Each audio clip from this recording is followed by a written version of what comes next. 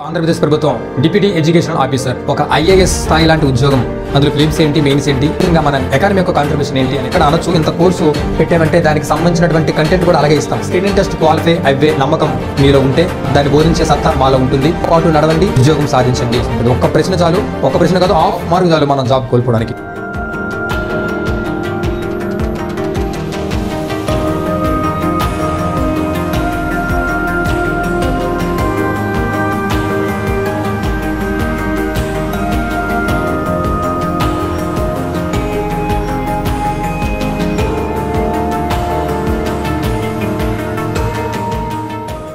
Good morning all of you. Welcome to S&S online classes and YouTube channel. So నేను మీ Sai Kumar, economy faculty.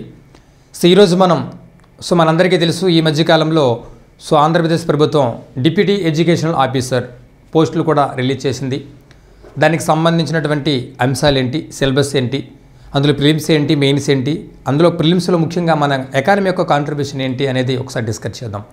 So ఎందుకంటే ఒక IAS స్థాయి లాంటి ఉద్యోగం డిప్యూటీ ఎడ్యుకేషనల్ ఆఫీసర్. సో ఇది కానీ మనం సాధిస్తే మనం ఒక ఐఏఎస్ స్థాయి ఉద్యోగం సాధించినట్టే. సో దీనికి సంబంధించి కాంపిటీషన్ కూడా చాలా తక్కువ ఉంటుంది, పీజీ క్వాలిఫికేషన్. సో కాబట్టి ఇక్కడ ప్రిలిమ్స్, మెయిన్స్. ప్రిలిమ్స్లో 150 మార్క్స్ ఉంటాయి, మనందరికీ తెలుసు. అందులో ఒక్కొక్క అంశం గురించి ఆయా ఫ్యాకల్టీలు చెప్పుంటారు. మన ఎకానమీ యొక్క కాంట్రిబ్యూషన్ ఏంటో అనేది ఒకసారి డిస్కస్ చేద్దాం. అయితే మన 2 తెలుగు రాష్ట్రాలలో అత్యున్నత స్థాయి ఫ్యాకల్టీ చేత ప్రతిరోజు కూడా ఆన్లైన్ క్లాసెస్, రెగ్యులర్గా online class, recorded regular online classes with అప్డేట్తో చెప్పబడుతున్నటువంటి, బోధిస్తున్నటువంటి ఏకైక సంస్థ మన S&S ఆన్లైన్ క్లాసెస్. అలాగే ఎవరైతే కోర్సు తీసుకుంటారో వారికి ఎగ్జామ్స్ కూడా ఆ కోర్సు తీసుకున్న వారందరికీ కూడా ఫ్రీగానే, అంటే కోర్సు తీసుకున్న వారికి కూడా అందుబాటులో ఉన్నాయి. ఒకసారి మన ఫ్యాకల్టీ బృందం చూస్తే 2 తెలుగు రాష్ట్రాల్లోనే అగ్రగామి అయినటువంటి అత్యున్నతమైనటువంటి ఫ్యాకల్టీ చేత బోధిస్తున్నటువంటి ఏకైక సంస్థ మన S&S. అయితే ఇక్కడ చూడండి, ఇక్కడ మన కోర్సుకి సంబంధించిన వివరాలు ఒకసారి పరిశీలిస్తే ప్రిలిమ్స్ ఎవరైతే స్క్రీనింగ్ టెస్ట్కి సంబంధించి ఓన్లీ ఎవరైతే స్క్రీనింగ్ టెస్ట్ మాత్రమే కావాలనుకుంటున్నారో వాళ్ళు కేవలం 1499 రూపాయలు మాత్రమే మన కోర్సు అందుబాటులో ఉంది. ఈ ఆఫర్ కూడా కొద్ది కాలం పాటు ఉంటుందండి.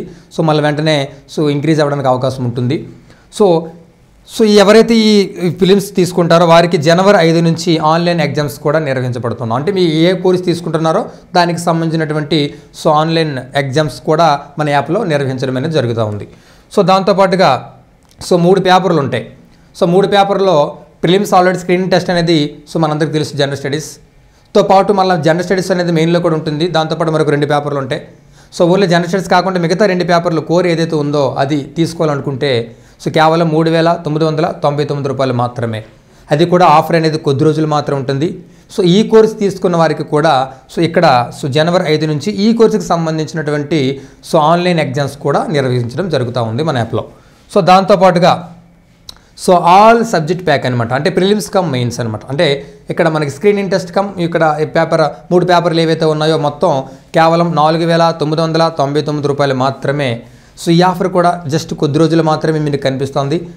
ఈ కోర్స్ తీసుకుంటే ప్రిలిమ్స్ కమ్ మెయిన్స్ అంటే స్క్రీన్ టెస్ట్కి సంబంధించి మెయిన్స్కి సంబంధించి ఎగ్జామ్స్ అనేవి మన ఆన్లైన్ క్లాసెస్లో, ముఖ్యంగా ఆన్లైన్ మన ఎగ్జామ్స్ కూడా ఆన్లైన్లో నిర్వహించడం జరుగుతూ ఉంది. అది కూడా జనవరి 5 నుంచి.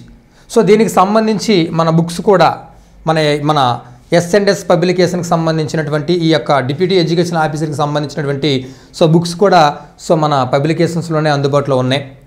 ఇవి మనకి డైరెక్ట్గా బుక్ షాప్లో కూడా దొరుకుతాయి. లేదనుకుంటే ఆన్లైన్లో www.sonlinebooks.com మీరు వెళ్తే అక్కడ ఆ బుక్స్కి సంబంధించినటువంటి డీటెయిల్స్, ప్రైసెస్ అనేది, అలాగే డిస్కౌంట్ అనేవి అక్కడ కనిపిస్తాయి. ఇంకా మీకు ఇంకేమైనా కోర్సుకి సంబంధించి లేదా బుక్స్కి సంబంధించి ఇంకేమైనా సరే వివరాలు తెలుసుకోవాలనుకుంటే ఈ నంబర్లకి 8070555577 లేదా 9032206482 నెంబర్కి కాల్ చేసి తెలుసుకోవచ్చు అనమాట.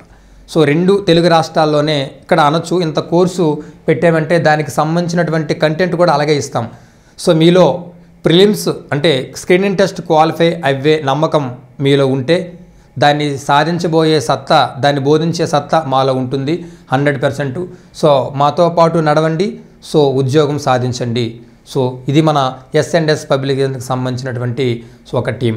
సో కాబట్టి రెండు తెలుగు రాష్ట్రాల్లో అగ్రగామినటువంటి ఫ్యాకల్టీ చేతే నిర్వహిస్తారు. సో అక్కడ ఎగ్జామ్స్తో పాటుగా ఎగ్జామ్ ఎక్స్ప్లెనేషన్ కూడా ఆ క్వశ్చన్ ఎక్స్ప్లెనేషన్ కూడా మనకి యాప్లో సో అక్కడే మనకి లభ్యమవుతుంది. ఏదైనా డౌట్ సెషన్స్ కూడా అక్కడ ఉంటే అక్కడే మీకు ఆ డౌట్ కూడా క్లియర్ చేయడం అనేది సో జరుగుతూ ఉంది. అయితే సో ఇప్పుడు మనం ఒకసారి మన ఎకానమీ యొక్క కాంట్రిబ్యూషన్కి వద్దాం. సో ఇక్కడ చూడండి, మొత్తం ప్రిలిమ్స్ అనేవి 150 మార్క్స్ జనరల్ స్టడీస్. సో ఏ ఎగ్జామ్స్కైనా సరే ఈ జనరల్ స్టడీస్ అనేది కామన్ అండి. జనరల్ స్టడీస్ మొత్తం 150 మార్క్స్ జనరల్ స్టడీస్. అయితే సో ఈ జనరల్ స్టడీస్లో చాలా సబ్జెక్టులు ఉన్నాయి. చాలా అంటే సో ఉదాహరణకి కరెంట్ అఫైర్స్, అదేవిధంగా జనరల్ సైన్స్, అలాగే ఎన్విరాన్మెంటల్, అదేవిధంగా మెంటల్ ఎబిలిటీ, సో అదేవిధంగా జాగ్రఫీ, అదేవిధంగా పాలిటీ, హిస్టరీతో పాటు సో ఎకానమీ కూడా ఉంది. మొత్తం మనకి ప్రిలిమ్స్లో సుమారుగా ఒక 10 అంశాలు ఇచ్చి అంటే 10 సబ్జెక్టుల వరకు ఉన్నాయి. మొత్తం మార్కులు 150. అంటే మనకి ఇచ్చినటువంటి సిలబస్లో వాడు ఇచ్చినటువంటి సబ్జెక్టులు 10 సబ్జెక్టులు. అంటే ఇక్కడ history, polity, economy, geography, current అఫైర్స్తో పాటు ఎన్విరాన్మెంటల్ అని, సో మెంటల్ ఎబిలిటీ అని, ఇలా సో మొత్తం 10 సబ్జెక్టులు ఉన్నాయి. అందులో మన సబ్జెక్ట్ ఎకానమీ. అంటే 10 సబ్జెక్టులు ఇచ్చాడు ఇందులో ప్రిలిమ్స్లో. మొత్తం 150 మార్కులు అంటే ఒక్కొక్క సబ్జెక్టుకి సంబంధించి సుమారుగా 15 ప్రశ్నలు రావడానికి అవకాశం అనేది ఉంటుందండి. 1-2 అటు ఇటు అవ్వచ్చు, కానీ సుమారుగా 15 ప్రశ్నలు రావడానికి అవకాశం ఉంటుంది. కాబట్టి సో మనకి సో ఎకానమీ అనే సో మన సబ్జెక్ట్ నుంచి కూడా సుమారుగా ఒక 15 మార్క్స్ మనం ఎక్స్పెక్ట్ చేయవచ్చు. సో చాలామంది ఎకానమీ అంటేనే నెగ్లెక్ట్ చేస్తారు. సో బేసిక్ ఎందుకంటే అది ఒక కాన్సెప్ట్ ఓరియంటెడ్. సో ఎకానమీ అంటే కష్టం కదా అనే ఉద్దేశంతో వదిలేస్తారు. బట్ సో మనకి ప్రతి మార్కు కూడా ఇంపార్టెంటే. సో ఎందుకంటే ఇక్కడ నెగిటివ్ మార్క్స్ కూడా ఉన్నాయండి, గమనించండి. 1/3 అనమాట. సో నెగిటివ్ మార్క్స్ కూడా ఉన్నాయి కాబట్టి ప్రతి 1 మార్కే కాదు, హాఫ్ మార్కు కూడా వెరీ ఇంపార్టెంట్ అనమాట. హాఫ్ మార్కులో కూడా సో మనం జాబ్ కోల్పోయినటువంటి పరిస్థితులు మనం కళ్ళారా చూస్తూ ఉన్నాం. కాబట్టి సో ఇక్కడ ప్రతి సబ్జెక్టు కూడా మనం ప్రాధాన్యత ఇవ్వాలి. మీరు ప్రిలిమ్స్ కానీ అయితే సో ఆటోమేటిక్గా మెయిన్స్లో 100% మీరు సో మీపై ఇంకా నమ్మకం ఉంటుంది. కాబట్టి మెయిన్స్ అనేది ఇంకా సాధించడానికి అవకాశం అనేది ఎక్కువ ఉంటుంది. అయితే ఇక్కడ మనం ఎకానమీ ఓరియంటెడ్లో ఒకసారి మనం పరిశీలిస్తే సో చాలామంది దీన్ని పట్టించుకోరు. ఎకానమీ చదివినా అర్థం కాదు ఎందుకులే అని చెప్పి వదిలేస్తారు. సో కానీ సుమారుగా 15 మార్కులు అంటే సో దానికి కాంట్రిబ్యూషన్ ఏంటి మీకు అర్థమవుతూ ఉంటుంది. సో కాబట్టి ఎకానమీ యొక్క సిలబస్ ఏంటి, సో మనం ఏ స్థాయిలో చదవాలి అనేది ఒకసారి చూద్దాం. సో అక్కడ ప్రిలిమ్స్లో వాడు ఇచ్చింది ఏమన్నాడంటే సో ఇండియన్ ఎకానమీ అంటే భారత ఆర్థిక వ్యవస్థ మరియు ప్రణాళికనిచ్చాడు. So Indian economy and planning అంటే భారత ఆర్థిక వ్యవస్థ మరియు ప్రణాళిక అనేది అక్కడ మెయిన్ హెడ్డింగ్ పెట్టిండు. So Indian economy and planning అనమాట. ఇండియన్ ఎకానమీ భారత ఆర్థిక వ్యవస్థ మరియు ప్లానింగ్ ఇది సో మెయిన్ పెట్టినటువంటి మన ఎకానమీ కాంట్రిబ్యూషన్. సో ఇక్కడ ఇండియన్ ఎకానమీ అంటే చాలా అంశాలు వస్తాయి అందులో ముఖ్యంగా అక్కడ ప్లానింగ్ అన్నాడు. కాబట్టి మనం ప్రధానంగా ఏ అంశాల గురించి మనం పరిశీలించాలి. మరి గ్రూప్ 2 అంత రేంజ్ వార్స్ అవ్వాల్సిన అవసరం లేదు, కానీ అలాగని ఎస్ఐ కానిస్టేబుల్ అంత తక్కువ కూడా చదవకూడదు. ఎంతవరకు చదవాలి, ఏ అంశాలు మనం ఎక్కువగా సో దీనిపై సో కాన్సన్ట్రేషన్ చేయాలి అనేది ఇప్పుడు మనం తెలుసుకోబోతున్నాం. ఇక్కడ ముఖ్యంగా మనకి సో ప్లానింగ్, సో ఇందులో ఇండియన్ ఎకానమీ అండ్ ప్లానింగ్ అన్నాడు. కాబట్టి మన సిలబస్లో ముఖ్యంగా మనం ఇక్కడ డిస్కస్ చేయవలసింది planning and NITI Aayog. Very important. Planning and NITI Aayog అంటే సో భారతదేశ ప్రణాళిక వ్యవస్థ ఉంది. సో భారతదేశ ప్రణాళిక వ్యవస్థ అనే టాపిక్ని సో మనం డీటెయిల్స్గా చూడాలి. సో ఎలా చూడాలంటే కాన్సెప్ట్ ఓరియంటెడ్గా మనం చూసుకుంటూ వెళ్ళాలి. ఎందుకంటే కానిస్టేబుల్ గతంలో ఒకసారి ఎస్ఐ కానిస్టేబుల్ లెవెల్లో కూడా ఎకానమీ గురించి ఎప్పుడైనా చదివేటప్పుడు సో డైరెక్ట్గా ప్రశ్నలు రావడం అనేది చాలా అరుదు అనమాట. సో కాబట్టి మ్యాక్సిమం కాన్సెప్ట్ ఓరియంటెడ్లోనే వస్తాయి. అది ప్రణాళికలు అవ్వచ్చు, జాతీయ ఆదాయం అవ్వచ్చు, ఏదైనా అవ్వచ్చు మన ఎకానమీ సిలబస్ పరంగా. అయితే ఇక్కడ మనం ప్రధానంగా చూడవలసింది planning and NITI Aayog. So planning గురించి చర్చించేటప్పుడు అసలు ముఖ్యంగా మనకు మొత్తం 12 పంచవర్ష ప్రణాళికలు ఉన్నాయి. ఈ 12 పంచవర్ష ప్రణాళికల్లో అక్కడ నెంబర్ అంటే సో మొదటి ప్రణాళిక ఎంత కేటాయించారు, రెండో ప్రణాళిక ఎంత కేటాయించారు, మూడో ప్రణాళిక ఎంత కేటాయించారు, అట్లా సో నెంబర్ ఓరియంటెడ్ కాకుండా సో ఆ 12 ప్రణాళికకు సంబంధించినటువంటి వివరాలు మనం తెలుసుకోవాలి. ఆ 12 ప్రణాళికల్లో ముఖ్యంగా బాగా సక్సెస్ అయినటువంటి ప్రణాళికలు ఏవైతే ఉన్నాయో, సో బాగా సక్సెస్ అయిందంటే 1 and 8. అంతకుముందు యాక్చువల్ 12 ప్రణాళికల్లో 1, 5, 6, 7, 8 మాత్రమే సక్సెస్ అయ్యాయి. సో కాబట్టి ఆ సక్సెస్ఫుల్ ప్లాన్స్ ఏవైతే ఉన్నాయో ఆ సక్సెస్ఫుల్ ప్లాన్స్ గురించి మనం డీటెయిల్స్గా చూడాలి. సో దాంతోపాటుగా అసలు ప్రణాళిక అంటే ఏంటి, సో ప్రణాళికకు సంబంధించినటువంటి చారిత్రక నేపథ్యం ఏముంది అంటే ఈ పంచవర్ష ప్రణాళిక మునిపే సో మనకి పేపర్ ప్లాన్స్ ఉంటాయి. ఉదాహరణకి బాంబే ప్లాన్ కానీ వెరీ ఇంపార్టెంట్ అనమాట అవి. సో బాంబే ప్లాన్ కానీ లేదా గాంధీయన్ ప్లాన్ కానీ లేదా పీపుల్స్ ప్లాన్ కానీ లేదా సర్వోదయ ప్లాన్ కానీ, సో వాటి గురించి మనం డీటెయిల్స్గా చూడాలి. బాంబే ప్లాన్ అంటే ఏంటి, సో దాన్ని ఎందుకు తీసుకురావడింది, సో గాంధీజీ ప్లాన్ అంటే ఏంటి, సర్వోదయ ప్రణాళిక అంటే ఏంటి, లేదా ప్రజా ప్రణాళిక అంటే ఏంటి, ఎవరు తీసుకొచ్చారు, దానికి ఉద్దేశం ఏంటి, ఇలా ప్రణాళిక మునుపు తీసుకొచ్చినటువంటి ఆ పేపర్ ప్లాన్స్ ఏవైతే ఉన్నాయో వాటిని గురించి మనం చర్చించాలి. అలాగే ఒక్కొక్క ప్రణాళిక గురించి మనం డీటెయిల్స్గా చూడాలి. డీటెయిల్స్గా చూడడం అంటే సో ఎందుకంటే సమ్ టైమ్స్ కొన్ని అంశాలు ఇక్కడ ఉదాహరణకి హరిత విప్లవం అనేది గతంలో ఎలాంటి ప్రశ్న అడిగాడంటే హరిత విప్లవం అనేది ఏ ప్రణాళిక కాలంలో వచ్చిందని అడిగాడు గతంలో. సో కామన్గా అక్కడ మనం కొంచెం కాన్సెప్ట్ ఓరియంట్ అర్థం చేసుకోవాలన్నమాట. హరిత విప్లవం అనేది మనందరికీ తెలుసు. హరిత విప్లవం గ్రీన్ రెవల్యూషన్ అనేది 1966 ఖరీఫ్ సీజన్లో వస్తుంది అనమాట. ఖరీఫ్ అంటే జూన్ జూలై ఆ టైంలో. మరి ఏ ప్రణాళిక అని అడిగితే సో ఒకటో ప్రణాళిక, రెండో ప్రణాళిక, మూడో ప్రణాళిక లేదా మొదటి వార్షిక ప్రణాళికను అడిగితే అప్పుడు మనం ఏ ఆన్సర్ చెప్పాలి మీ అందరికీ తెలుసు. సో మనకి హరిత విప్లవం అనేది 1966 జూన్ జూలై ఆ టైంలో వచ్చిందనమాట ఖరీఫ్ సీజన్లో. మనందరికీ తెలుసు మొదటి పంచవర్ష ప్రణాళిక 1951 నుంచి 56. అంటే 1951 మన ఆర్థిక సంవత్సరం మనందరికీ తెలుసు. ఏప్రిల్ 1 నుంచి మార్చి 31తో ముగుస్తూ ఉంటుంది మన ఆర్థిక సంవత్సరం, ఫైనాన్షియల్ ఇయర్ అనమాట. అంటే మొదటి పంచవర్ష ప్రణాళిక అంటే 1951 ఏప్రిల్ 1 నుంచి సో 1956 మార్చి 31 అని అర్థం అనమాట. సో ఇది మొదటి పంచవర్ష ప్రణాళిక. రెండో ప్రణాళిక 1956 నుంచి 61. అంటే 1956 సో 1956 ఏప్రిల్ 1 నుంచి 1961 మార్చి 31 అని అర్థం. సో మూడో ప్రణాళిక 1961 నుంచి 66. అంటే 1961 సో ఏప్రిల్ 1 నుంచి 1966 మార్చి 31. సో మనకి వచ్చింది. సో మరి ఈ మూడు ప్రణాళికల్లో ఎక్కడైనా మరి హరిత విప్లవం వచ్చిందా? రాలేదు. ఎందుకంటే హరిత విప్లవం వచ్చింది 1966 ఖరీఫ్ సీజన్లో జూన్ జూలైలో. కానీ మొదటి ప్రణాళిక కాదు, సో రెండో ప్రణాళిక కాదు, మూడో ప్రణాళిక డౌట్ వస్తుంది. కానీ మూడో ప్రణాళిక ఎంతవరకు కొనసాగింది? 1961 ఏప్రిల్ 1 నుంచి సో 1966 మార్చి 31 వరకు మాత్రమే మూడో ప్రణాళిక ఉంది. కానీ ఇది ఎప్పుడు వచ్చింది? 1966 జూన్ జూలైలో వచ్చింది. అంటే మూడో ప్రణాళిక కూడా కాదనమాట. సో ఈ మూడో ప్రణాళిక తర్వాత మనకి వార్షిక ప్రణాళికలు వచ్చాయి. ఎందుకనేది అక్కడ డీటెయిల్స్ చూద్దాం. సో మనకి వార్షిక ప్రణాళిక 1966 నుంచి 69 మధ్యకాలంలో ప్రణాళిక విరామం అంటాం, దాన్ని పిగ్మీ ప్రణాళికలు అంటాం, దాన్ని వార్షిక ప్రణాళికలను పిలుస్తూ ఉంటారు. సో మరి ఈ టైంలో రావడం జరిగింది హరిత విప్లవం అనేది. సో ఎందుకనేది మనం క్లాస్లో డిస్కస్ చేద్దాం. సో కాబట్టి ఈ ఓరియంటెడ్లో కూడా ప్రశ్నలు అడుగుతూ ఉన్నాడు. కాబట్టి ఇక్కడ ప్రణాళిక అంటే ఏంటి అనేది తెలుసుకున్నతో పాటుగా సో వివిధ అంశాలకు సంబంధించి ఏ ప్రణాళికల్ని ఇంక్లూడ్ చేసి అడుగుతూ ఉంటాడు. సో కాబట్టి ఇక్కడ మనం చదవాల్సింది ప్రణాళిక అంటే ఏంటి, ప్రణాళిక సంబంధించి చారిత్రక నేపథ్యం చెప్పినటువంటి పేపర్ ప్లాన్స్ ఏవైతే ఉన్నాయో, బొంబాయి ప్లాన్ కానీ, సో గాంధీయన్ ప్లాన్ కానీ, అలాగే పీపుల్స్ అండ్ ప్రజా ప్రణాళిక కానీ, అలాగే సర్వోదయ ప్రణాళిక కానీ, సో వాటి గురించి చర్చిస్తూ అలాగే ఎన్డీసీ, అదేవిధంగా planning commission. So very important. ఎందుకంటే ప్లానింగ్ కమిషన్ అనేది ఒకప్పుడు సో భారతదేశంలో ప్రణాళికలు తయారు చేసేది, దాన్ని అమలు చేసేది ఎన్డీసీ అనమాట. అయితే ఇప్పుడు ప్రణాళిక సంఘం అనేది లేదు, దాని ప్లేస్లో నీతి ఆయోగ్ వచ్చింది. కాబట్టి సో మన ఈ కోణంలో నీతి ఆయోగ్ని ఎందుకు తీసుకొచ్చారు, సో నీతి ఆయోగ్ తీసుకురావడం యొక్క ఉద్దేశం ఏంటి, ఎందుకు తీసుకొచ్చారు నీతి ఆయోగ్ని అందరికీ తెలుసు. సో ప్రణాళికలు అనేవి ప్రణాళికలు తయారు చేసే సంస్థ ఏది? ప్రణాళిక సంఘం అని చెప్పాను.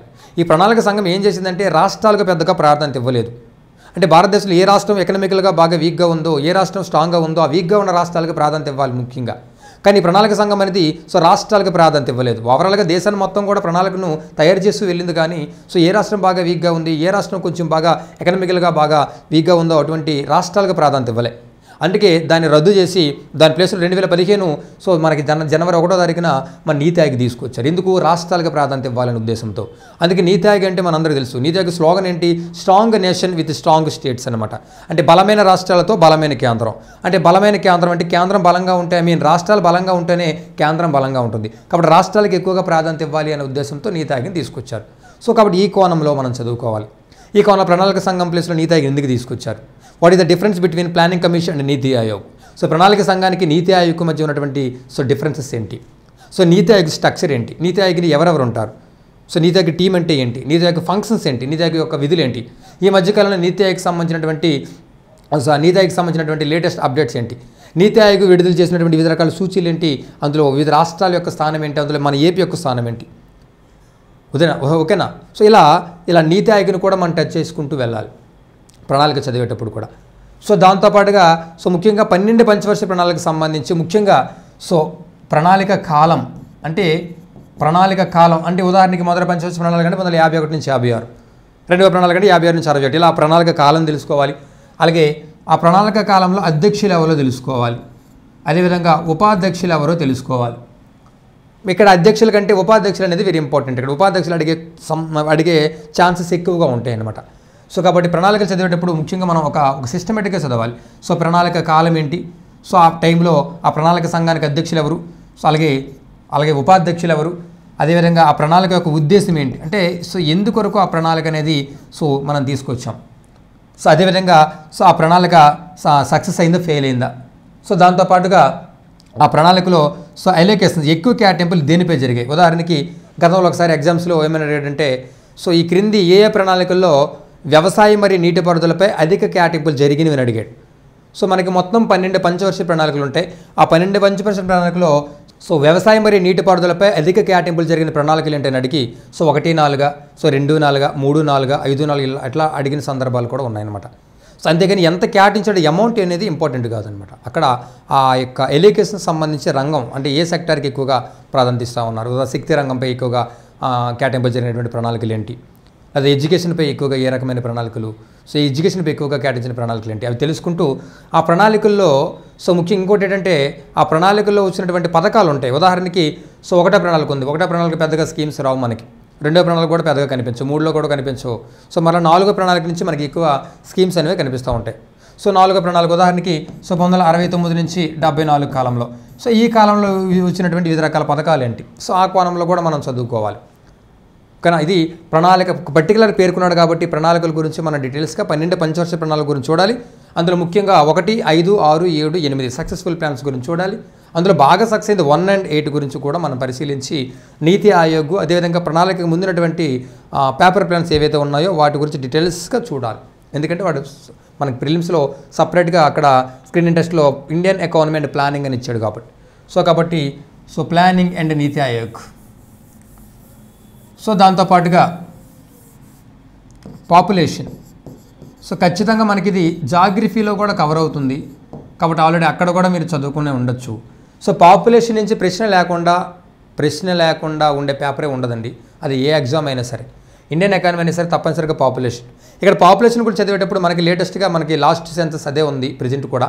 సో 2011 సో జనాభా లెక్కలు ఏవైతే ఉన్నాయో ఆ జనాభా లెక్కల ప్రకారం చదవాలి. అలాగే ఇటీవల కాలంలో జనాభాకు సంబంధించినటువంటి UNO so United Nations organisations కూడా ఐక్యరాజ్య సమితి కూడా కొన్ని అప్డేట్స్ ఇచ్చింది. సో దానికి అనుగుణంగా సో ఫస్ట్ టైం భారతదేశం అనేది చైనా జనాభాని అధిగమించడం కూడా జరిగింది. సో ఆ యుఎన్ఓ ఇచ్చినటువంటి రిపోర్ట్ను కూడా చదువుకోవాలి. అదేవిధంగా ఇక్కడ 2011 జనాభా లెక్కలు, ఈ జనాభా లెక్కలు చదివేటప్పుడు జనాభాకు సంబంధించి కంఠస్థ పెట్టకూడదు. సో జనాభా గురించి ఎట్లా అంటే ఇక్కడ ఇది మనం ఒక ఐఏఎస్ స్థాయి లాంటి ఉద్యోగం కాబట్టి అంత డైరెక్ట్గా ప్రశ్న అడిగే అనేక కోణం ఎక్కువగా ఉండదు.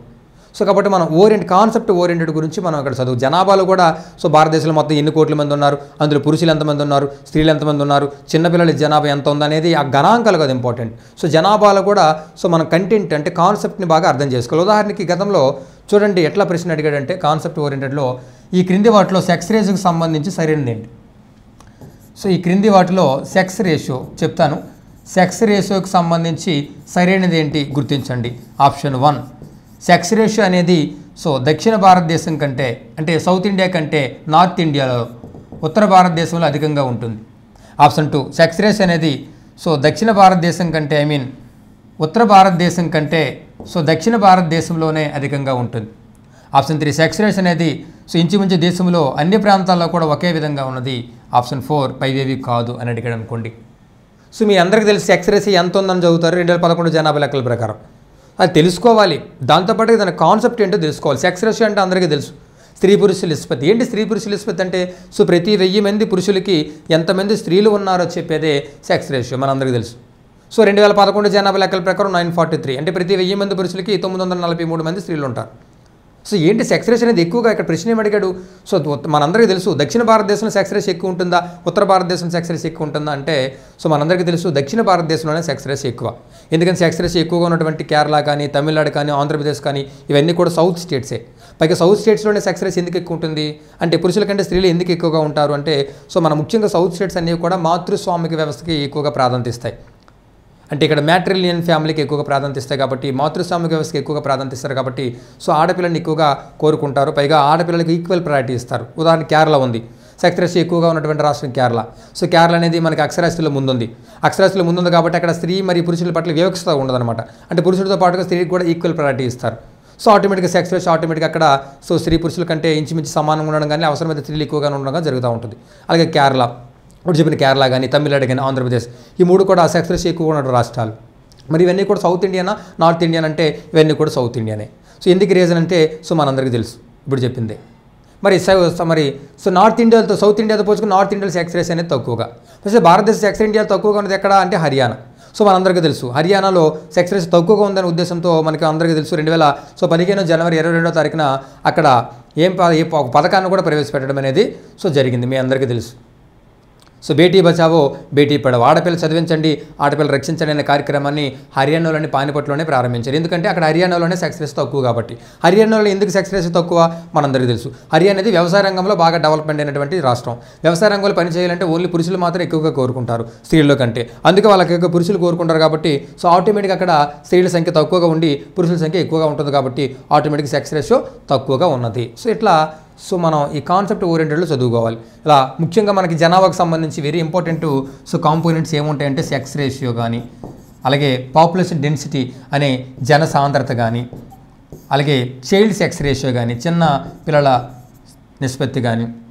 సో దాంతోపాటుగా సో మనకి జనాభా పరంగా చూస్తే సో ముఖ్యంగా మనకి WPR work force participation rate. So ఈ మధ్యకాలంలో PLFR periodic labour force survey కూడా ఒకప్పుడు సో నిరుద్యోగిని NSSO గణించారు. ఆ నిరుద్యోగిని ఇప్పుడు NSSO కాకుండా సో మనందరికీ తెలుసు సో NSO క్యాలిక్యులేట్ చేస్తారు. ఎందుకంటే NSSO అనేది సో NSOగా మారిపోయింది. గతంలో జాతీయాన్ని క్యాలిక్యులేట్ చేసే సంస్థ CSO, అలాగే పేదరికాన్ని నిరుద్యోగిని క్యాలిక్యులేట్ చేసే సంస్థ NSSO, ఈ రెండు కలిపి NSOగా నేషనల్ స్టాటిస్టికల్ ఆఫీస్గా మారిపోయాయి కాబట్టి సో NSO అనేది పేదరికానికి నిరుద్యోగాన్ని గణిస్తుంది. బట్ అంచనా వేసేది ఎవరంటే నీతి ఆయోగ్ మనందరికీ తెలుసు. సో ఈ మధ్యకాలం NSO వారు PLFR periodic labour force survey ద్వారా నిరుద్యోగులను అంచనా వేస్తూ ఉన్నారు. సో దాని ప్రకారం అందులో కూడా నిరుద్యోగ సంబంధించిన వివరాలతో పాటుగా ఈ యొక్క WPR work force participation rate కానీ, అలాగే so labour force so participation rate కానీ గురించి సంబంధించి వివరాలు ఇస్తారు. దానికి సంబంధించిన వివరాలు కూడా ఇందులో మనం చదువుకోవాలి సో పాపులేషన్కి సంబంధించి. అలాగే డెమోగ్రాఫిక్ డివిడెండ్ వెరీ ఇంపార్టెంట్ ఇందులో. సో డెమోగ్రాఫిక్ డివిడెండ్ జనాభా సంబంధిత సో లాభం అంటే ఏంటి, డెమోగ్రాఫిక్ డివిడెండ్ జనాభా సంబంధిత లాభం అంటే ఏంటి, అసలు దేన్ని జనాభా సంబంధిత లాభం అంటారు సో ఆ కోణంలో చదువుకోవాలి. సో అదేవిధంగా గొప్ప విభాజక సంవత్సరం అంటే ఏంటి, దాన్ని ఎందుకు గొప్ప విభాజక సంవత్సరం అని పిలుస్తారు, స్మాల్ డివైడెడ్ ఇయర్ అంటే ఏంటి, ఇలా జనాభాకి సంబంధించి జనాభా పరిణామ సిద్ధాంతం అంటే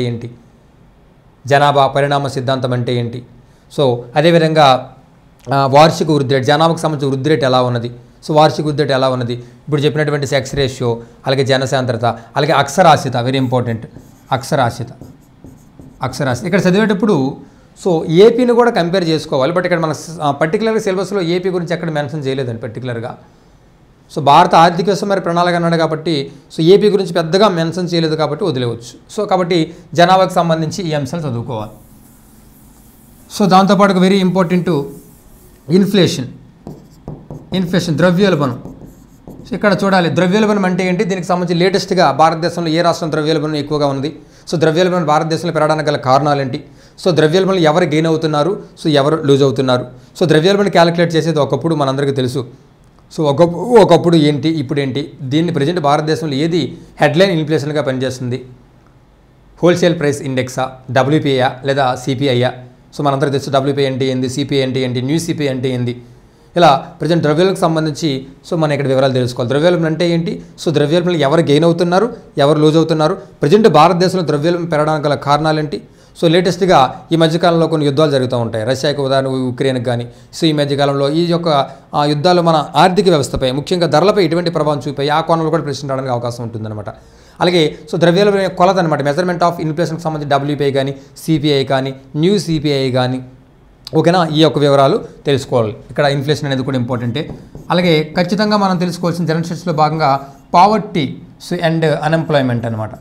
సో పావర్టీ అండ్ అన్ఎంప్లాయ్మెంట్, పేదరికం మరియు నిరుద్యోగత. ఏ ఎగ్జామ్స్లోనైనా సరే ఎకానమీలో ప్రిలిమ్స్లో తప్పనిసరిగా ఉన్నటువంటి రెండు అంశాలు పేదరికం మరియు నిరుద్యోగత. దీని నుంచి కూడా 100% 1-2% రావడానికి అవకాశం ఉంటుంది.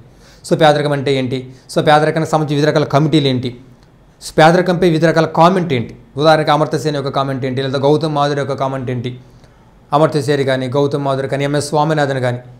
MS స్వామినాథన్ కూడా సో పేదరికానికి సంబంధించి కామెంట్ చేసిండు. సో అలాంటి కామెంట్లు ఏంటి, పేదరికం యొక్క నిర్వచనాలు ఏంటి, నిరపేక్ష పేదరికం అంటే ఏంటి, సాపేక్ష పేదరికం అంటే ఏంటి, పేదరికం తొలిసారిగా అంచనా వేసింది ఎవరు. లేటెస్ట్గా సో పేదరికానికి సంబంధించినటువంటి MPI multi dimensional poverty index ఒక రిపోర్ట్లు ఎలాగ ఉన్నాయి, సో భారతదేశం ఏ స్థానంలో ఉంది, భారతదేశంలో ఏ రాష్ట్రాలు పేదరికంలో ఎక్కువగా ఉన్నాయి, ఇలా లేటెస్ట్గా మనకి MPI multi dimensional poverty index అని రిపోర్ట్ ఇచ్చారు. అది ఎవరెవరు తయారు చేస్తూ ఉంటారు, ఆ రిపోర్ట్ అంటే ఏంటి, ఎన్ని సంవత్సరాలకు ఒకసారి వస్తూ ఉంటుంది, దాని ప్రకారం మనం ఏ స్థానంలో ఉన్నాం, మన దేశంలో వివిధ రకాల రాష్ట్రాల యొక్క స్థానం ఎలాంటిది అనేది కూడా సో పావర్టీలో మనం తెలుసుకోవచ్చు. అలాగే పేదరికం వేసిన వివిధ రకాల కమిటీలు ఇంపార్టెంట్ అనమాట. అదేవిధంగా అన్ఎంప్లాయ్మెంట్ అందరికీ తెలుసు. అన్ఎంప్లాయ్మెంట్లో types of unemployment very important. చాలాసార్లు ప్రశ్నలు అడిగే సందర్భాలు ఉన్నాయి. ప్రచ్ఛన్న నిరుద్యోగత అంటే ఏంటి, సాంకేతిక నిరుద్యోగత అంటే ఏంటి, లేదా చక్రీయ నిరుద్యోగత అంటే ఏంటి, సంఘర్షణ నిరుద్యోగత అంటే ఏంటి, ఓకేనా. ఇలా టైప్స్ ఆఫ్ అన్ఎంప్లాయ్మెంట్ గురించి కూడా మనం డీటెయిల్స్గా చూడాలి. నిరుద్యోగత అంటే ఏంటి, ఆ నిరుద్యోగతలోనే మనకి లేబర్ ఫోర్స్ అంటే ఏంటి, వర్క్ ఫోర్స్ అంటే ఏంటి తెలుసుకుని వివిధ రకాల నిరుద్యోగతలు చెప్పాలి. దాంతోపాటు లేటెస్ట్గా PLFR పీరియాడిక్ లేబర్ ఫోర్స్ సర్వేలు ఇప్పటివరకు ఎన్ని వచ్చినాయి, అది ఎప్పటి నుంచి వచ్చింది, 2017లో స్టార్ట్ అయిందనమాట ఆ పీరియాడిక్ లేబర్ ఫోర్స్ సర్వే.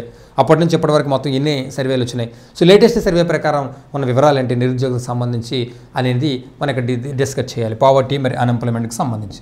అలాగే నేషనల్ ఇన్కమ్, సో జాతీయ ఆదాయం అనేది గ్రూప్స్ లెవెల్లో మనం డీటెయిల్స్గా చూడాలి. ఇక్కడ మొత్తం అవసరం లేదు.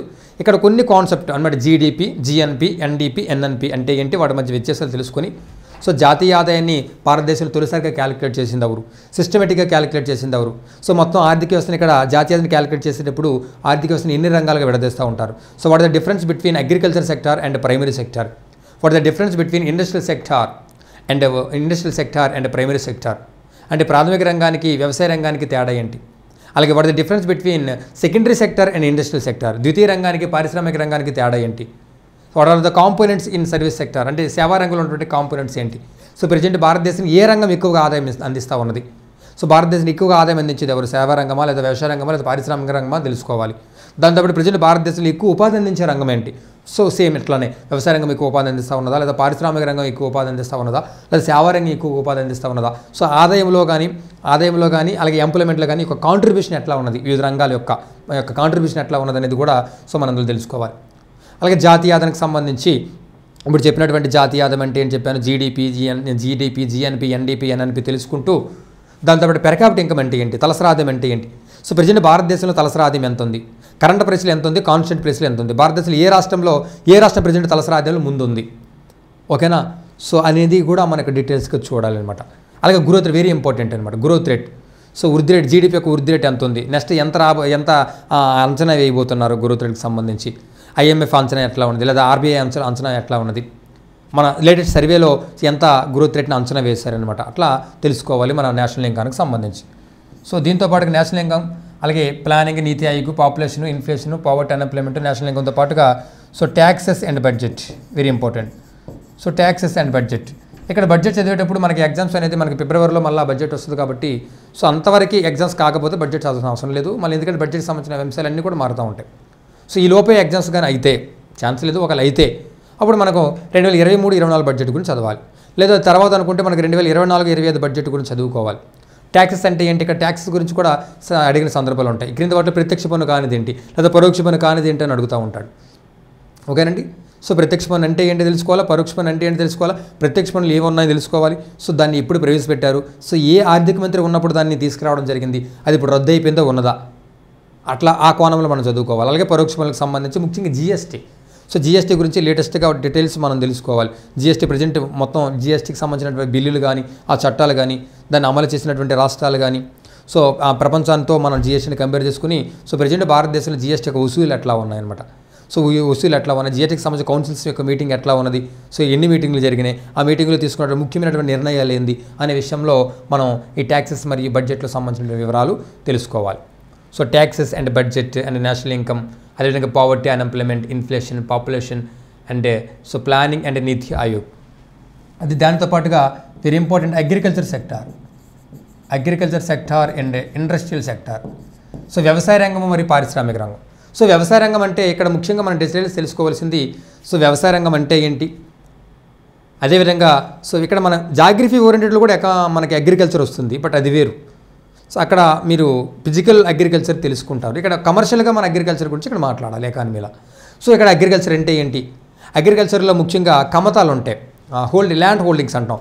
ఉపాంతక అమితం అంటే ఏంటి, అంటే మార్జినల్ ల్యాండ్ హోల్డింగ్ అంటే ఏంటి, స్మాల్ ల్యాండ్ హోల్డింగ్ అంటే ఏంటి, సెమీ మీడియం ల్యాండ్ హోల్డింగ్ అంటే ఏంటి, మీడియం ల్యాండ్ హోల్డింగ్ అంటే ఏంటి, లార్జ్ ల్యాండ్ హోల్డింగ్ అంటే ఏంటి, ఆ ల్యాండ్ హోల్డింగ్కి సంబంధించిన లేటెస్ట్ గణాంకాలు మనకి 2015-16లో సో అదే లేటెస్ట్ గణాంకాలు దానికి సంబంధించి 10వ పంచవర్ష గణాంకాలు అంటాము. సో 10వ పంచవర్ష గణాంకాలు జరుగుతూ ఉన్నాయి. 1970-71 నుంచి ఇప్పటి వరకు 10 సార్లు ప్రతి 5 సంవత్సరాలకు ఒకసారి క్యాలిక్యులేట్ చేస్తారనమాట. అదే 10వ అగ్రికల్చర్ సెన్సస్కి సంబంధించినటువంటి లేటెస్ట్ వివరాలు ఎట్లా ఉన్నాయి. సో సగటు కమత పరిమాణం ఎంత ఉంది, భారతదేశం యొక్క సగటు కమత పరిమాణం ఎంత ఉంది, సో భారతదేశం సగటు కమత పరిమాణం ఎంత ఉంది, ఏపీ యొక్క సగటు కమత పరిమాణం ఎంత ఉంది అనేది కూడా తెలుసుకోవాలి. అలాగే కమతాల గురించి, అదేవిధంగా ముఖ్యంగా హరిత విప్లవం వెరీ ఇంపార్టెంట్ అనమాట. గ్రీన్ రెవల్యూషన్ అంటే ఏంటి, గ్రీన్ రెవల్యూషన్ అనేది ఎప్పుడు సంభవించింది, సో ఏ టైంలో సంభవించింది, సో గ్రీన్ రెవల్యూషన్తో పాటు వివిధ రకాల రెవల్యూషన్ అంటే ఏంటి, ఆ గ్రీన్ రెవల్యూషన్లో ఏ పంటలు బాగా సక్సెస్ అయ్యాయి, ఏ రాష్ట్రం బాగా సక్సెస్ అయింది, బాగా సక్సెస్ అయిన కమర్షియల్ క్రాప్స్ ఏంటి, బాగా సక్సెస్ అయినటువంటి నాన్ కమర్షియల్ క్రాప్స్ ఏంటి, ఫుడ్ క్రాప్స్ ఏంటి, లేదా బాగా సక్సెస్ అయినటువంటి వెజిటబుల్స్ ఏంటి, బాగా నెగిటివ్ ఎఫెక్ట్ చూపినటువంటి పంటలు ఏంటి, బాగా సక్సెస్ అయినటువంటి రాష్ట్రాలు ఏంటి, సో గ్రీన్ ఎఫెక్ట్ వల్ల పాజిటివ్ ఎఫెక్ట్స్ ఏంటి, గ్రీన్ ఎఫెక్ట్ వల్ల నెగిటివ్ ఎఫెక్ట్స్ ఏంటి అనేది మనం ఆ గ్రీన్ ఎఫెక్ట్ గ్రీన్ రెవల్యూషన్ గురించి చెప్పాలి. Green revolution not effect, green revolution గురించి మనం డీటెయిల్స్గా మాట్లాడాలి. గ్రీన్ రెవల్యూషన్ రావడం వల్ల సో పాజిటివ్ ఎఫెక్ట్స్ ఉన్నాయి, సో నెగిటివ్ ఎఫెక్ట్స్ ఉన్నాయి. ఆ గ్రీన్ రెవల్యూషన్ వల్ల నెగిటివ్ ఎఫెక్ట్స్ ఏంటో తెలుసుకోవాలి, పాజిటివ్ ఎఫెక్ట్స్ ఏంటో తెలుసుకోవాలి, సక్సెస్ అయినటువంటి రాష్ట్రాలు ఏంటో తెలుసుకోవాలి, సక్సెస్ అయినటువంటి పంటలు ఏంటో తెలుసుకోవాలి, ఆ పంటల్లో కమర్షియల్ క్రాప్స్ తెలుసుకోవాలి, ఫుడ్ క్రాప్స్ కూడా తెలుసుకోవాలి, వెజిటబుల్స్ కూడా తెలుసుకోవాలి, దాంతోపాటుగా ఫెయిల్ అయినటువంటి క్రాప్స్ ఏంటో తెలుసుకోవాలి. గ్రీన్ రెవల్యూషన్కి సంబంధించి అగ్రికల్చర్లో ముఖ్యంగా వెరీ ఇంపార్టెంట్ పంట కాలాలు ఏంటి, ఆ పంటలు ఎన్ని కాలాలుగా విభజిస్తూ ఉంటారు, ఏ కాలంలో ఏ రకమైన పంటలు పండుతాయి, వెరీ ఇంపార్టెంట్ అనమాట. ఉదాహరణకి ఈ క్రింది వాటిలో ఖరీఫ్ కాలంలో పండే పంట కానిది ఏందని అడగొచ్చు, లేదా రబీ కాలంలో పండే పంట కానిది ఏదని అడగొచ్చు. అలాగే అగ్రికల్చర్కి సంబంధించి కొన్ని స్కీమ్స్ ఉంటాయి. అందులో ప్రధానమంత్రి కిసాన్ సమ్మాన్ నిధి కింద ప్రజెంట్ ఎంతమంది రైతులు లబ్ధి పొందారు, సో ఏటా ఎంత ఇస్తా ఉన్నారు, అదే అనే కోణంలో కూడా మనం చదువుకుంటాలి. అదేవిధంగా ఇండస్ట్రీస్, పారిశ్రామిక రంగం, సో పారిశ్రామిక రంగానికి సంబంధించి ముఖ్యంగా పారిశ్రామిక తీర్మానాలు ఉంటాయండి. పారిశ్రామిక తీర్మానం ముఖ్యమైనది 1948 పారిశ్రామిక తీర్మానం, 1956, సో అదేవిధంగా 1973, అదేవిధంగా 1977, సో ముఖ్యమైనవి 80, 1985, అదేవిధంగా 1991. ఈ చెప్పినటువంటి పారిశ్రామిక తీరాలు వెరీ వెరీ ఇంపార్టెంట్ అనమాట. దీనిపైన కూడా అడిగిన సందర్భాలు ఉన్నాయి. సో ఆర్థిక రాజ్యాంగం అని ఏ పారిశ్రామిక తీర్మానం పిలుస్తారని గతంలో అడిగాడు. సో కాబట్టి ఇలా పారిశ్రామిక తీర్మానాల గురించి కూడా మనం డీటెయిల్స్గా చూడాలి. సో ఇది ఇందులో చిన్న తరహా పరిశ్రమల గురించి, ముఖ్యంగా ఎంఎస్ఎంఈల గురించి, ఎంఎస్ఎంఈలకు సంబంధించి ఈ మధ్యకాలంలో ఎంఎస్ఎంఈలకు సంబంధించి ఎటువంటి స్కీమ్స్ వచ్చినాయి అనే కోణంలో కూడా మనం చదువుకోవాలి. సో అలాగే లాస్ట్ వన్ సర్వీస్ సెక్టర్, సేవా రంగానికి సంబంధించి. సేవా రంగం అంటే ఆల్రెడీ మనకి ఇక్కడ సేవా రంగం అంటే ఇక్కడ ట్రాన్స్పోర్ట్ వస్తుంది, సో ఇవి ఇలా రవాణా వస్తుంది, ఇవన్నీ కూడా వస్తాయి. సో ఇక్కడ తెలుసుకోవాల్సింది ఇక్కడ మన ఎకానమీ ఓరియంటెడ్లో సేవా రంగం అంటే సో భారతదేశంలో ఎక్కువగా ఏ రకమైనటువంటి వస్తువులు ఎగుమతి జరుగుతూ ఉన్నాయి, ఏ రకమైన వస్తువులు దిగుమతి జరుగుతూ ఉన్నాయి, సో మన యొక్క ముఖ్యంగా మన విదేశీ మార్గ ద్రవ్యాలు ప్రజెంట్ ఎంత ఉన్నాయి, మన అప్పు ఎంత ఉంది, మన విదేశీ అప్పు ఎంత ఉంది, సో ఫారెన్ ఎక్స్చేంజ్ రిజర్వ్స్ ఎలా ఉన్నాయి, ఇలా మనం ఎక్కువగా ఎగుమతి చేసే వస్తువులు ఏంటి, ఎక్కువగా ఏ దేశాలకు మనం ఎగుమతి చేస్తూ ఉన్నాం, ఏ వస్తువులను ఎక్కువగా దిగుమతి చేసుకుంటూ ఉన్నాం, ఇలా ఎకనామికల్గా సో మనం ఆలోచించాలి. ఇది దీంతో పాటుగా లేటెస్ట్ సర్వే, అంటే ఈ ఎగ్జామ్ ప్రిలిమ్స్ అయినప్పుడు ఏదైతే సర్వే ఉంటుందో ఇప్పుడు అవసరం లేదు, ఒకవేళ ఈ లోపలైతే మళ్ళీ మనకి జనవరి 31న మళ్ళీ కొత్త సర్వే వస్తుంది. అప్పుడు 2023-24 సర్వే వస్తుంది, ఫిబ్రవరి 1వ తారీఖున 2024-25 బడ్జెట్ వస్తుంది. ఆ రెండింటిని బేస్ చేసుకొని మన అప్డేట్స్ అనేవి చదువుకోవడానికి ప్రయత్నం చేయాలి. సో ఇక్కడ చెప్పినటువంటి వివరాలు ఏవైతే ఉన్నాయో ఇవి ముఖ్యంగా మనం అదేవిధంగా వీటితో పాటు ఇంకోటి ఉందండి. So HDI human development index, మానవాభివృద్ధి సూచి అంటే ఏంటి, దానిలో ఉన్నటువంటి కాంపోనెంట్స్ ఏంటి, దాని యొక్క లేటెస్ట్ రిపోర్ట్లు ఎలా ఉన్నాయి, అందులో భారతదేశం యొక్క స్థానం ఏంటి అనేది తెలుసుకోవాలి. ఇది సో ఓవరాల్గా ఎకానమీ యొక్క సిలబస్. సో ఇప్పుడు చెప్పినటువంటి అంశాలపై ఖచ్చితంగా నువ్వు పట్టు సాధిస్తే సో ప్రిలిమ్స్లో అనుకున్నట్టుగా సో 100% ఒక్క ప్రశ్న కూడా పోకుండా మనం సక్సెస్ అవ్వడానికి అవకాశం ఉంటుంది. ఒక్క ప్రశ్న చాలు, ఒక్క ప్రశ్న కాదు, ఒక్క మార్కు కాదు, హాఫ్ మార్కు చాలు మనం జాబ్ కోల్పోవడానికి. ఎందుకంటే మళ్ళీ నెగిటివ్ కూడా ఉంది కాబట్టి సో మీ అందరూ కూడా ఈ ప్రిలిమ్స్ క్వాలిఫై అయ్యి మెయిన్స్లోకి వెళ్ళి సో డిప్యూటీ ఎడ్యుకేషన్ ఆఫీసర్ ఉద్యోగం సాధిస్తారని మనసారి కోరుకుంటున్నాం. దానికి తోడు మా S&S పబ్లికేషన్ టీం కూడా మీకు తోడు ఉంటుంది. ఒకసారి మళ్ళా కోర్స్ డీటెయిల్స్ చూశాను, ప్రిలిమ్స్ కానీ మెయిన్స్ కానీ ఓన్లీ మీకు ప్రిలిమ్స్ కావాలన్నా సరే మన యాప్లో అందుబాటులో ఉంది. అదేవిధంగా ప్రిలిమ్స్ కావాలన్నా సరే అందుబాటులో ఉంది. సో లేదు ఓన్లీ మనకి ఈ ప్రిలిమ్స్ కాకుండా అక్కడ 3 పేపర్లో జనరల్ స్టడీస్ పేపర్ తీసేగా మిగతా 2 పేపర్లో కావాలనుకుంటే ఆ కోర్స్ కూడా ఉంది. లేదా ప్రిలిమ్స్ మెయిన్స్ అంటే ప్రిలిమ్స్ అంటే ఇక్కడ స్క్రీన్ టెస్ట్ మెయిన్ ఆ 2 కూడా కావాలంటే ఆ కోర్సు కూడా మన అందుబాటులో ఉంది. సో కాబట్టి ఈ 2 రాష్ట్రాల్లోనే అత్యున్నత స్థాయి ఫ్యాకల్టీ చేత సో అప్డేటెడ్ రికార్డెడ్ క్లాసెస్తో పాటు మీకు ఆన్లైన్ ఎగ్జామ్స్ కూడా నిర్వహిస్తున్నటువంటి ఏకైక సంస్థ మన S&S పబ్లికేషన్స్. మరొకసారి చూడండి. ఇంకా దాని గురించి వివరాలు తెలుసుకోవాలంటే మన యూట్యూబ్ ఛానల్ కూడా ఫాలో అవ్వండి. కరెంట్ అఫైర్స్ మ్యాగజైన్స్ కూడా మనం వస్తూ ఉంటాయి. మన పబ్లికేషన్స్ బుక్స్ ఒకసారి పరిశీలించండి, దాని తర్వాతే తీసుకోండి. Thank you very much.